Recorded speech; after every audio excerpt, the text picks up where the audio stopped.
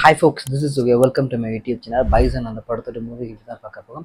But இந்த படத்தோட movie review அதை பற்றி பார்க்கறதுக்கு முன்னாடி ஜாதியை பற்றி என்னுடைய புரிதலும் தெரிதலும் நான் உங்ககிட்ட சொல்கிறேன். அது தப்புன்னா தப்புன்னு சொல்லுங்கள், சரினாலும் சரி சொல்லுங்கள். இது என்னுடைய அசஸ்மெண்ட்காக நான் கேட்குறது. இந்த படம் பார்த்ததுக்கப்புறம் எனக்குள்ள நிறைய விஷயங்கள் வந்து தோணுச்சு. அதெல்லாமே உங்ககிட்ட இந்த ரிவ்யூ மூலமாக ஷேர் பண்ணிக்கலாம் அப்படின்னு சொல்லிட்டு இருக்கேன். இப்போது மாரி செல்வராஜ் அவருக்கு அவங்க ஒரே மாதிரியான படங்கள் எடுக்கிற மாதிரி எனக்கு ஒரு ஃபீலிங். அஃப்கோர்ஸ் அவர் படங்கள் நல்லா இருக்குது. இந்த பைசன் படமுமே நல்லா தான் இருக்குது, அதில் எந்த குறையுமே கிடையாது.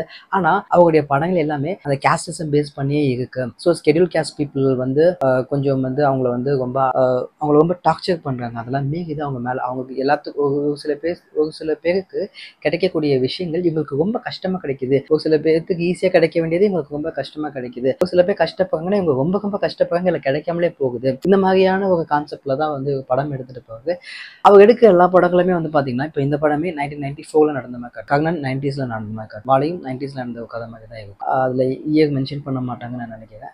ஸோ எக்ஸப்ட் பகையகம் பெருமாள் மாமன்னன். ஸோ இதெல்லாம் பார்க்கும்போது ஜாதி பிரச்சனை அப்போதான் இருந்தது தீவிரமா. இப்போ இல்லைன்னு நான் சொல்ல, அப்போ இருக்கு. பட் அப்போ இருந்த தீவிரம் இப்போ கொஞ்சம் கம்மியா இருக்கு அப்படின்ற மாதிரி நான் நம்புறேன். இப்போ இல்லைன்னா நான் சொல்ல, இப்போவுமே இருக்கு.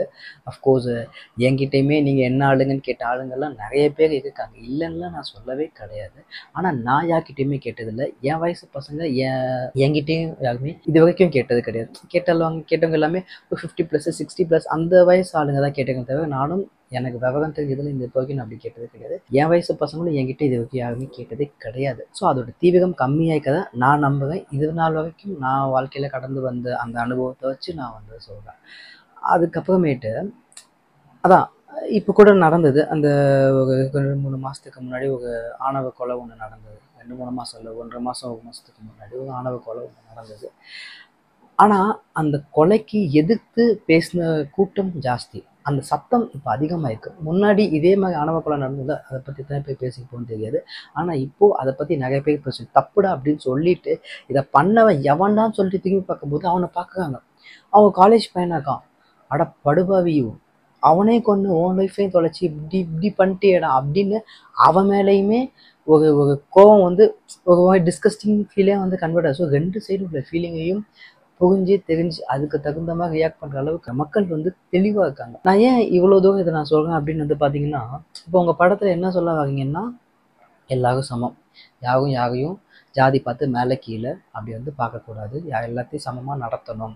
ஒருவேளை ஜாதி பார்த்து யாராவது நம்ம நடத்தினாலும் கூட அதெல்லாம் மீறி நம்ம வந்து ஜெயிக்கணும்.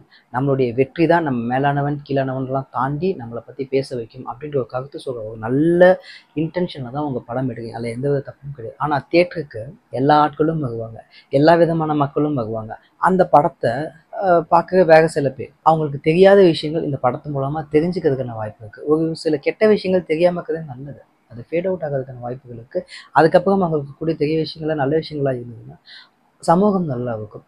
ஒரு சில பேர் மறந்த விஷயங்களை இது ஞாபகப்படுத்துறதுக்கான வாய்ப்பும் இருக்குது. ஸோ 2 சைடும் நம்ம பார்க்கணும் இல்லையா? அதுதான் எனக்கு வந்து தோணுச்சு. எனக்கு மாரி செல்வராஜ் அவருடைய படங்களுக்கு நான் ஒரு மிகப்பெரிய ஃபேன், அவருக்குமே நான் வந்து ஒரு மிகப்பெரிய ஃபேன். ஸோ நீங்கள் வேக விதமான சோஷியல் இஷ்யூ பற்றி எடுத்தீங்கன்னா வேக ஒரு மாரி செல்வராஜை பார்க்கலாம். நீங்களும் டேரக்டராக உங்கள் இப்போ இருக்கிற லெவல்லேருந்து இன்னொரு லெவலுக்கு போவீங்க அப்படின்றது ஒரு ரசிகனாக நான் உங்ககிட்ட வைக்கிற ஒரு வேண்டுகோள். அதுவும் இல்லாமல் இதுக்கெல்லாம் காரணம் வந்து என்னை பொறுத்த வரைக்கும் ஒரு சில அரசியல் கட்சிகள் தான். ஸோ ஒரு கேண்டிடேட்டை ஒரு தொகுதியில் நிற்க வைக்கிறாங்க அப்படின்னா மக்கள் மத்தியில் அவனுக்கு வந்து நல்லது பண்ணதால அவனுக்கு செல்வாக்கு ஜாஸ்தி எப்படி இருக்குது, அதுக்கு பதிலாக அவன் என்ன ஜாதி, அந்த ஜாதியில் அவனுக்கு செல்வாக்கு இருக்கா அப்படின்னு பார்க்க ஆரம்பிக்கிறாங்க. ஸோ இப்படி பார்க்க ஆரம்பிக்கும் போது ஓகே, அப்போ நம்ம ஜாதியில் நமக்கு செல்வாக்கு வாங்கணும்னா 4 பேர்த்துக்கிட்ட நம்ம ஜாதி பற்றி பேசணும், அந்த 4 40 ஆகிடுது. ஸோ இப்படி தான் வந்து எல்லாத்தையும் பிரெயின் வாஷ் பண்ணி தன்னுடைய சுயலாபத்துக்காக தனக்கு கீழே உள்ள மக்களை, தன்னுடைய ஃபாலோவர்ஸை வந்து ஜாதி பெருமையை பேச வச்சு தான் கைக்குள்ளேயே வச்சுருக்காங்களோ. ஸோ இப்போ அரசியல் தான் இதுக்கு ஒரு முக்கியமான காரணமாக இருக்கும் அப்படின்றதும் என்னுடைய ஒரு புரிதல். தப்புன்னா தயவுசெய்து தப்புன்னு சொல்லுங்கள் ப்ளீஸு, ஓகேவா? அவ்வளோதான். இதுதான் எனக்கு சொல்லணும்னு தோணுச்சு. சொல்லிட்டு இப்போ பைசன் படத்தை பற்றி போவோம். பைசன் படம் பாசிட்டிவ். படம் வந்து பார்த்தீங்கன்னா மேக்கிங் வந்து சூப்பராக இருந்துச்சு. ஆஸ் யூஷுவல் அந்த அனிமல் மெட்டாஃபர்லாம் வச்சு சூப்பராக படத்தை எடுத்துருந்தாங்க. Music is too good. Nivas K Prasanna அவங்க இப்போ இருக்க வேண்டிய இடத்த விட இன்னும் பல மடங்கு உயரம் போகக்கூடிய ஒரு ஆள். ஸோ இந்த படத்தின் மூலமாக அவருடைய ரெகக்னிஷன் இன்னுமே பெட்டராக வந்து மக்கள்கிட்ட கிடைக்கும் அப்படின்னு சொல்லிட்டு நம்ம வந்து எதிர்பார்க்கலாம். ஆக்டர்ஸ் எல்லாமே சூப்பராக நடிச்சிருந்தாங்க. எஸ்பெஷலி எனக்கு ரொம்ப பிடிச்சது பசுபதியும் சாரும் லால் சாரும். பசுபதி சார் சூப்பராக நடிச்சிருந்தாரு. லால் சார் நடிச்சிருந்தாங்க. பட் அவருடைய கேரக்டரைசேஷன் எனக்கு இன்னுமே சூப்பராக இருந்துச்சு. அவர் கெட்டவர் ஆனால் நல்லவர். தான் பண்ணுறது கெட்டதுன்னு தெரிஞ்சு கெட்டதை பண்ணுற ஒரு துரியோதனன் மாதிரியான ஒரு கேரக்டர். ஹீரோவிட எனக்கு அவர் பேசின பல இடங்கள் வந்து எனக்கு கைத்தள்ளக்கூடிய அவருடைய கேரக்டரைசேஷன் ரொம்ப பிடிச்சிருந்துச்சு. ஜாதி அப்படின்ற ஒரு விஷயத்தை தாண்டி அவருக்கு ஈகோ கிளாஷ் தான் ஜாஸ்தி. அந்த ஈகோவை மறைக்கிறதுக்கு ஜாதியை வந்து யூஸ் பண்ணிக்கிறாரு அப்படின்ற மாதிரி இருந்தது. நல்லா இருந்துச்சு. எனக்கு அவரோட கேரக்டர் ரொம்ப பிடிச்சிருந்தது. அவர் நல்லவர் தான். அவர் சுற்றி உள்ள மக்களால் வந்து ஒரு கெட்டவனாக வாழ்ந்த வேண்டிய ஒரு கட்டாயத்தில் வாழ்ந்த மாதிரி இருக்கும். எனக்கு அவரோட கேரக்டர் ரொம்ப பிடிச்சிருந்தது.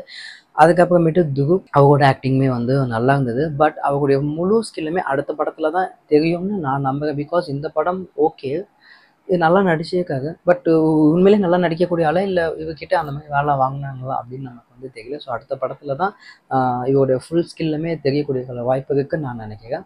அதுக்கப்புறமேட்டு வந்து பார்த்திங்கன்னா மாரி செல்வராஜ் அவரோட மேக்கிங்காக பயங்கரமாக இருந்தது. கபடி போட்டி இந்த மாதிரி கேமை வச்சு எடுக்கக்கூடிய படங்களில் நம்மளால் கிளைமேக்ஸை ப்ரெடிக்ட் பண்ண முடியும். ஆல்மோஸ்ட் இதாண்ட கிளைமேக்ஸ் தெரிஞ்சு. ஆனாலும் இந்த படத்தை இன்ட்ரெஸ்டிங்காக வந்து எடுத்ததுக்காக ஸோ மேக்கிங் வந்து செம்மையாக இருந்தது.